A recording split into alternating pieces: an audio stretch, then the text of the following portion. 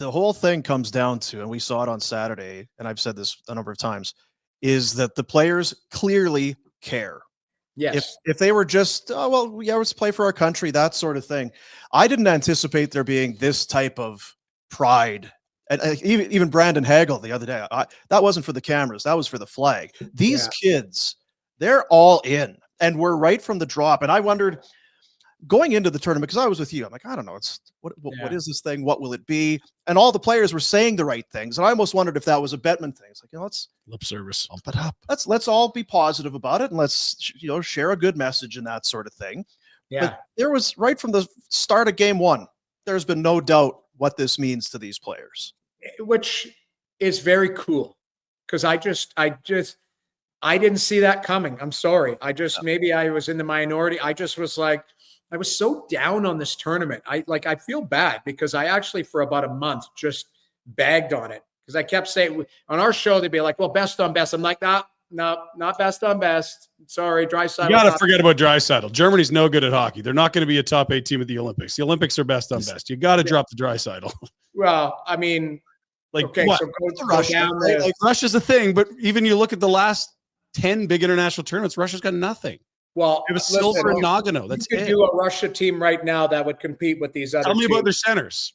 Okay. Like it's aging Malkin, it's Barbashev. It's like they're not good down the middle. It's like they're a 3rd or 4th place team in this tournament. Depends. I don't know. One game anyway.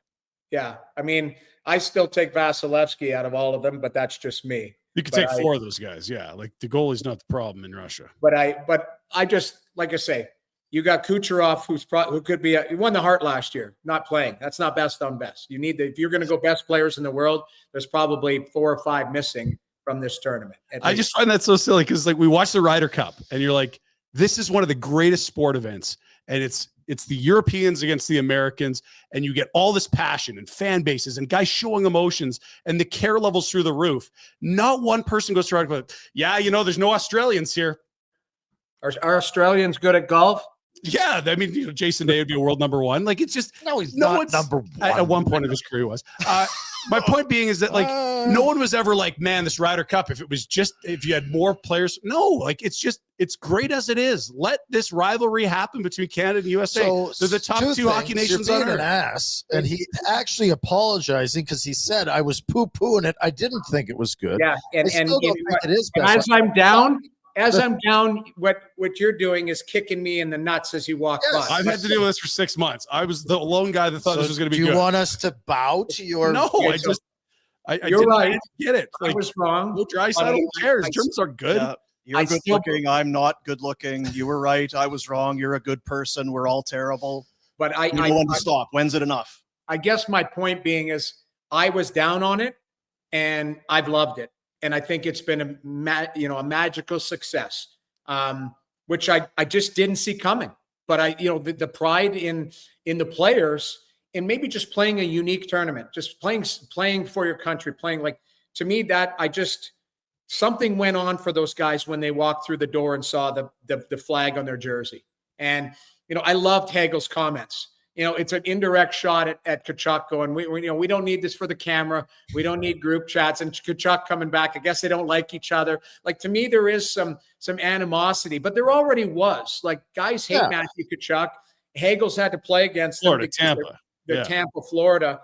Like, I love that stuff, and I think it's great. But it's also shone a light on some guys who are a little bit shy, haven't been really effective 5-on-5. And you're like, okay, where was Jack Hughes? Been pretty quiet, like you're Marner. Looking at, Marner, yes, 5-on-5. Yes, he had the overtime goal, but that's a 3-on-3 situation. Like, so conversely, you can pull a lot of positives from it. And then now you start to look at it from the lens of like individual going, okay, that guy really hasn't been visible. That guy hasn't. But in a 1-game scenario, somebody could be a hero tonight. And let's see who it is. Hey guys, thanks for watching. Be sure to check out more of our content right here on the Flames Nation YouTube page. We had a bunch of great long-form interviews. You can check out some videos we've done as well outside of the studio. And of course, if you want more writing or merchandise stuff, flamesnation.ca or nationgear.ca. Appreciate you watching.